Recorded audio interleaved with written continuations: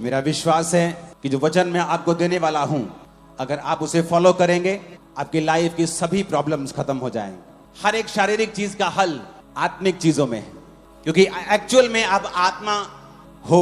ये शरीर आपको किराए के घर के रूप में मिला है।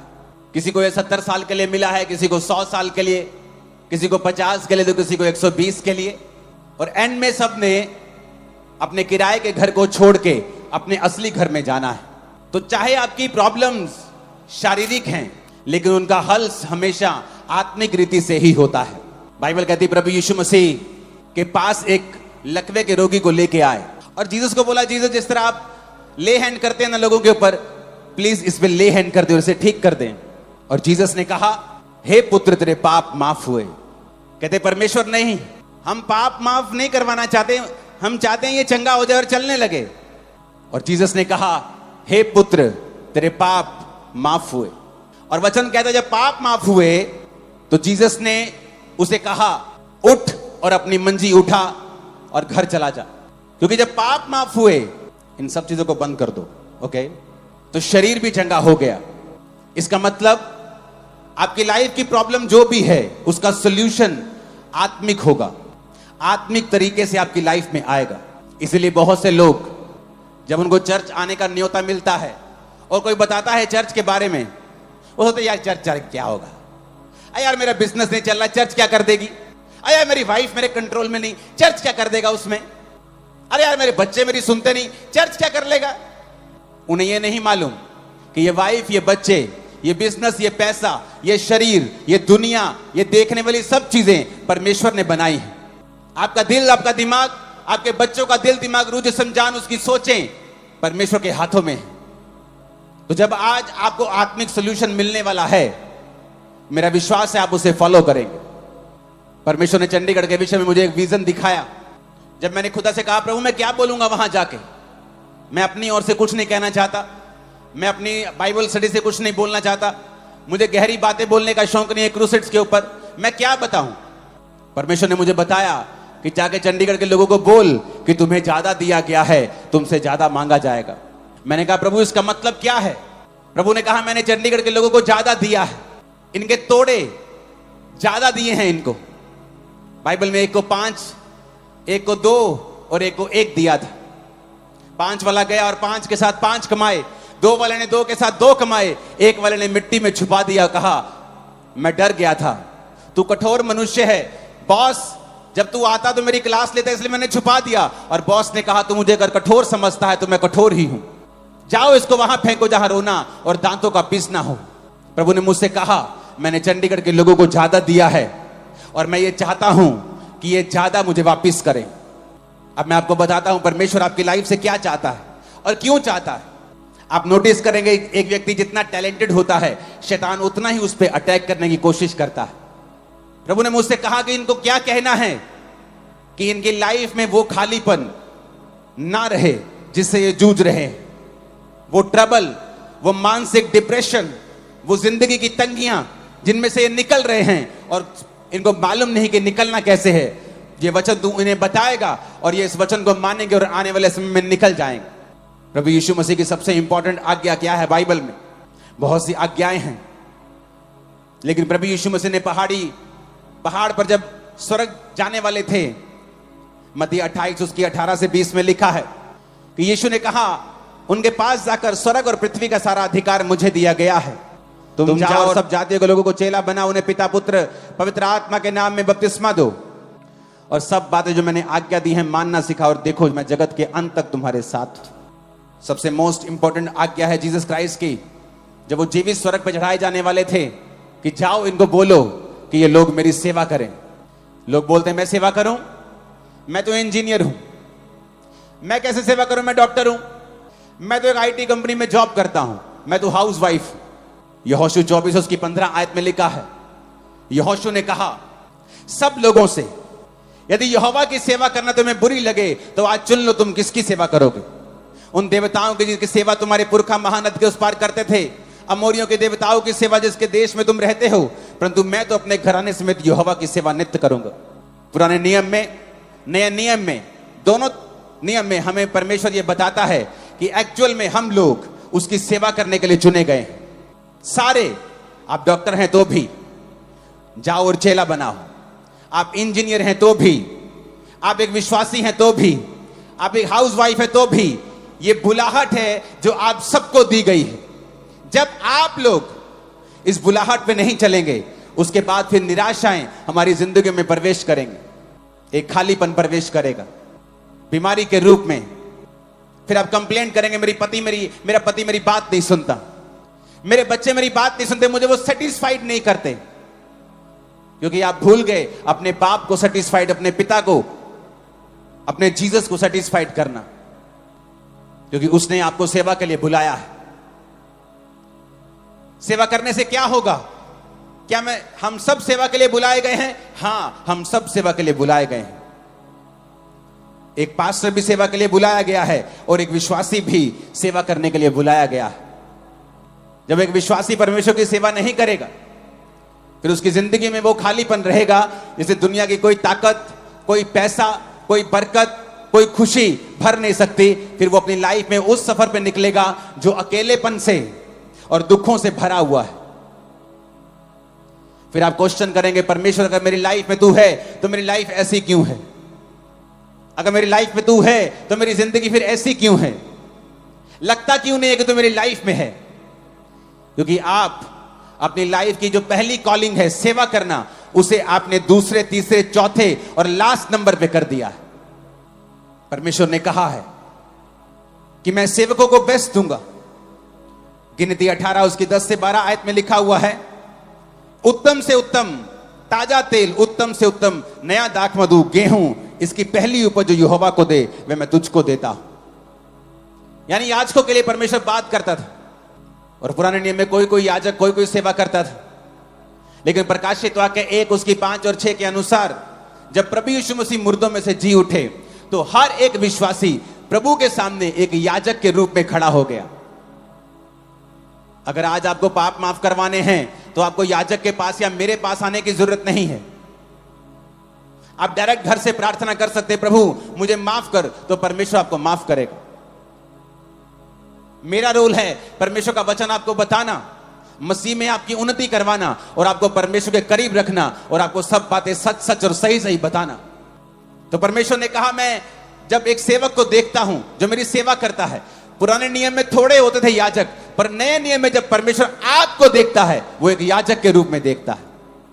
तो जब आपको वो देखता है याजक के रूप में, वो ये भी देखता है कि मैं अपने बेटे को, अपनी बेटी को बेस्ट दूंगा, हर चीज बेस्ट दूंगा, इसकी लाइफ में हर चीज को मैं बेस्ट तरीके के साथ करूंगा, क्योंकि ये मेरी सेवा करने वाला है। वचन में लिखा है यूहन्ना 12 उसकी 26 आयत में, यदि कोई मेरी सेवा करे तो मेरे पीछे हो ले, जहां मैं हूं वहां मेरा सेवक होगा। जीसस ने कहा, यदि कोई मेरी सेवा करे मेरा पिता उसका आदर करेगा। यीशु ने कहा, अगर कोई मेरी सेवा करेगा, जो कोई जीसस की सेवा करेगा, पिता उसका आदर करेगा। आज पत्नी ढूंढती है आदर, मेरे इन लॉ फैमिली मेरा आदर नहीं करती, मेरे पेके मेरे हस्बैंड का आदर नहीं करते, हमारे लोग हमारा आदर नहीं करते, मेरे बच्चे मेरा आदर नहीं करते। जब आदर आपको ऊपर से ना दिया जाए तो आपके पास नहीं आ सकता। जब ऊपर ही ब्लॉक कर दिया जाए तो धरती पर आप कुछ नहीं पा सकते। तो यीशु ने कहा, अगर कोई मेरी सेवा करेगा मेरा पिता उसका आदर करेगा। वो अपने घर में आदर पाएगा, अपने बच्चों में आदर पाएगा, अपनी कलीसिया में आदर पाएगा, अपने काम वाली जगह के ऊपर जहां वो काम करता है वहां वो आदर पाएगा।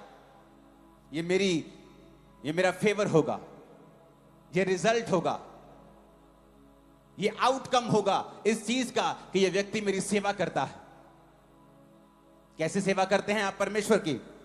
अपनी लाइफ से, पापों से मन फिरा के, अपना जीवन पवित्रताई में बिता के आप उसकी सेवा करते हैं।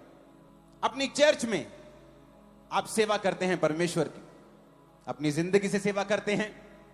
आप अपनी चर्च में हैं, आप सेवा करते हैं, आप टेंट बिछाते हैं, आप लंगर खिलाते हैं, आप वॉलंटियर की सेवा करते हैं। आप कुछ ना कुछ सेवा करें, चाहे वो सुसमाचार की हो, चाहे वो किसी भी चीज की हो। एक विश्वासी अगर चर्च में बिना सेवा के है, वो अपनी पोजीशन को पहचान नहीं पा रहा है और पीछे है वो। आप सब वॉलंटियर नहीं बन सकते, लेकिन आप सुसमाचार देने के लिए जा सकते हैं। आप बीजों को बो सकते हैं। आप फाइनेंशियली, प्रार्थना से, उपवास से आप सेवा कर सकते हैं। अपने टैलेंट से, अपने वरदान से। आप सीए हैं, आप इंजीनियर हैं, आपकी चर्च को, आपके लोगों को आपकी जरूरत है, आप उससे अपनी सेवा कर सकते हैं। अपनी लाइफ से सेवा कर सकते हैं, चर्च में सेवा कर सकते हैं, अपने समय को दे सकते हैं। आज भी आप समय निकालकर यहां पर आए हैं, अपने टैलेंट से आप खुदा की सेवा कर सकते हैं।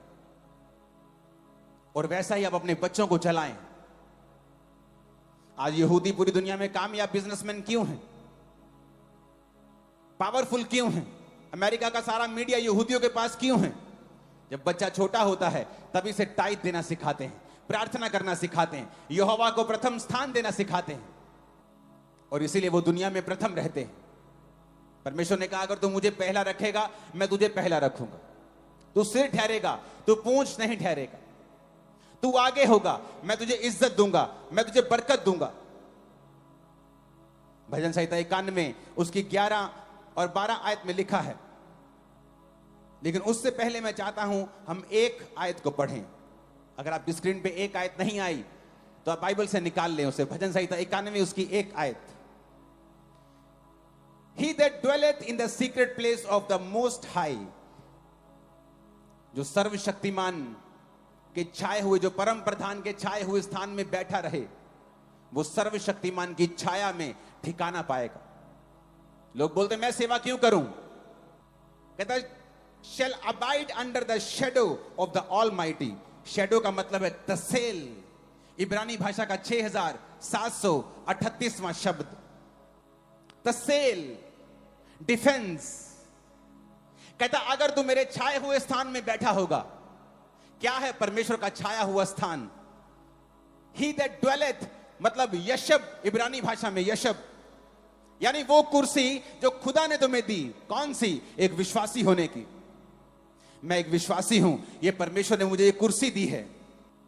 यानी मुझे उस कुर्सी पे, जैसे एक एसएसपी साहब को कुर्सी मिलती है, उनका रिएक्शन, उनका काम उस कुर्सी के मुताबिक होता है। तो लिखा ही दैट ड्वेलेथ, इब्रानी भाषा का 3427वां शब्द यशब, जो परम प्रधान के छाए हुए स्थान में बैठा रहे, यशब करे, जिसका मतलब है कि वो कुर्सी को संभाल के रखे, टू सिट डाउन। कहता वो सर्वशक्तिमान की छाया में ठिकाना पाएगा। तसेल, छाया का मतलब है तसेल। इसको पूरा दिखे। हां, इसका मतलब क्या? एक कुर्सी आपको मिली एक विश्वासी होने की। क्या आप उस कुर्सी के मुताबिक काम कर रहे हैं? एक विश्वासी होने के नाते आपको चर्च के दर्शनों में साथ देना है। क्या आप दे रहे हैं? एक विश्वासी होने के नाते आपको अपने पास्टर्स के लिए, अपने लीडर्स के लिए प्रार्थनाएं और उपवास करने हैं। क्या आप कर रहे हैं? एक विश्वासी होने के नाते आप अपने चर्च में संडे, थर्सडे, वीकडेज में होने चाहिए जब वो बुलाते हैं वहां सेवा करने के लिए। क्या आप ऐसा कर रहे हैं? फिर आप बोल सकते हैं कि हां, मैं सर्वशक्तिमान की छाया में बैठा हूं, जो परम प्रधान के छाए हुए स्थान में बैठा रहेगा। यशब, टू सिट डाउन। अगर आप चर्च में सेवा नहीं करते, आप उसके छाए स्थान में नहीं हैं। आप एक जीवित चर्च का हिस्सा नहीं है, तो आप उसके छाए स्थान में नहीं हैं। क्यों? क्योंकि वही आपको ड्यूटीज देंगे, वही आपको काम देंगे, वो बताएंगे आपको क्या करना है, किस तरह से रूहों को बचाना है। हालेलुया। कहता डिफेंस में तसेल, वो उसके डिफेंस में ठिकाना पाएगा। यानी यहोवा का डिफेंस उसकी ओर होगा। जो सेवा करेंगे उनके ऊपर डिवाइन प्रोटेक्शन रहेगी, प्रोटेक्शन रहेगी, उनके ऊपर एक सुरक्षा रहेगी। क्योंकि परमेश्वर ने कहा है अगर तू मेरी सेवा करेगा तो मैं तुझे डिफेंस दूंगा। जब एक देश का गृह मंत्री आपको डिफेंस देता है, आपको सुरक्षा देता है, तो वो खुद आपकी सुरक्षा करने नहीं आ जाता। वो किसको भेजता है? अपनी आर्मी को भेजता है, अपने कमांडोज भेजता है, बेस्ट लोगों को भेजता है। कहता जाओ इसकी सुरक्षा करो, इसको वाई कैटेगरी Z++Z दो, सुरक्षा करो इसकी, मैं तुम्हें डिफेंस देता हूं। यहोवा ने कहा अगर तू मेरे छाए स्थान में बैठा रहेगा, सिट डाउन, जो तेरी ड्यूटी है, अगर तू उससे उठकर व्यभिचार करता है तो तू यशब में नहीं है, तू बैठा हुआ नहीं है मेरे छाया स्थान में। अगर तू चोरी करता है, तुमने उस कुर्सी के मुताबिक कार्य नहीं किया तो तू उसके छाए हुए स्थान में नहीं है। अगर तू चोरियां व्यभिचार करता है तो तू यशब में नहीं बैठा हुआ, तूने वो कुर्सी छोड़ दी है, क्योंकि उस कुर्सी पर बैठकर तू ऐसा नहीं कर सकता। एक ऑफिसर संविधान के साथ बंधा हुआ, जब वो कुर्सी पे बैठा है संविधान से बंधा हुआ है। परमेश्वर ने कहा अगर तू उस कुर्सी पे, विश्वासी की कुर्सी पे बैठा है, तो तुझे एक्शन करना होगा उस कुर्सी की वैल्यू के मुताबिक। तू गुंडागर्दी नहीं कर सकता, तू मार कुटाई नहीं कर सकता, तू अन्य सारी जगहों के ऊपर तू नहीं घूम सकता। तो तुझे कुर्सी दी गई है, क्यों? कहता जो छाये स्थान में बैठा रहेगा यहोवा अपना डिफेंस भेजेगा। फिर 11 आयत में लिखा है, वह अपने दूतों को तेरे निमित्त आज्ञा देगा, जहां कहीं तू जाए वो तेरी रक्षा करे। ऐसा ना हो तेरे पांव पर पत्थर से ठेस लगे, वो तुझको हाथों हाथ उठा लेंगे। इसका मतलब जब परमेश्वर ने कहा अगर तू यशब रहेगा मेरी प्रेजेंस में तो मैं तसेल करूंगा, डिफेंस दूंगा, फिर वो कहता फिर दूत तेरी पास रहेंगे और तुझको हाथों हाथ उठा लेंगे, क्योंकि वो दूत मैंने जो तुझे डिफेंस दिया है उसके अनुसार तेरी जिंदगी में रहेंगे। यानी जो सेवा करेगा डिवाइन प्रोटेक्शन उसकी लाइफ में रहेगी। अंदर डर रहता है लोगों के, ओ मुझे वैक्सीनेशन से कुछ हो ना जाए, और मेरे को ये ना, मेरा एक्सीडेंट ना हो जाए, मुझे कैंसर ना हो जाए, मेरी किडनी फेल ना हो जाए। आपके ऊपर डिवाइन प्रोटेक्शन रहती है जब आप परमेश्वर की सेवा करते हैं। नीति वचन 3 उसकी 5 से 6 में लिखा है, अपनी समझ का सहारा ना लेकर संपूर्ण मन से यहोवा पर भरोसा रखना, उसी को स्मरण करके सब काम करना, वो तेरे लिए सीधा मार्ग निकालेगा। परमेश्वर ने क्या कहा? कहता अपनी समझ का सहारा मत लेना, उसकी सेवा करना, भरोसा रखना, वो तेरे लिए सीधा मार्ग निकालेगा। Right path, he will show you the right path. कितने रास्ते हैं यहां, आप अपने घर को जाएंगे, कितनी सड़कें आएंगी, कितने मोड़ आएंगे, बट आपको राइट पाथ पता है? क्या आपको आपकी लाइफ का राइट पाथ पता है? क्या आप क्या करेंगे तो आने वाले समय में सक्सेसफुल रहेंगे? आप क्या स्टेप लेंगे कि आने वाले समय में आपको दिक्कत नहीं होगी? आपको कोई नहीं बता सकता, कोई नहीं बता सकता, सिर्फ परमेश्वर आपको गाइड कर सकता है। और उसने कहा जब तुम पूरा भरोसा मुझ पे रखेगा, I will show you the right path, मैं तुझे सही रास्ता बताऊंगा, तुझे जीवन में क्या करना है, कहां। हालेलुया।